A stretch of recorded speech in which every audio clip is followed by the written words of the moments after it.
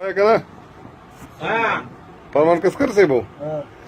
دا ته وای کنه په دې وخت کې ته ناسې دلته او دا ټیلري کې نو کار ډېر دی کنه دی کار ډېر دی نو د دې بجلی کنه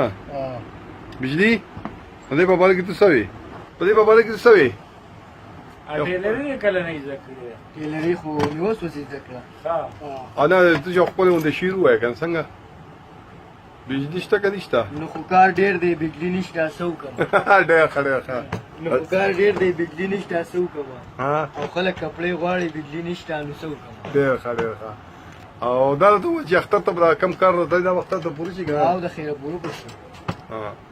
نو پرمان کسکر صاحب دا ته ووایه که نه چې ستا پیله چې وي ټیلري نه مخکې نه زده وکړه اوس دې زده کړه بس دا مخکې بس شاګردۍ ته ناست وم اوس مې زده کړه نو ته خو دا په مخه ټکې خو خو بګې ودې وې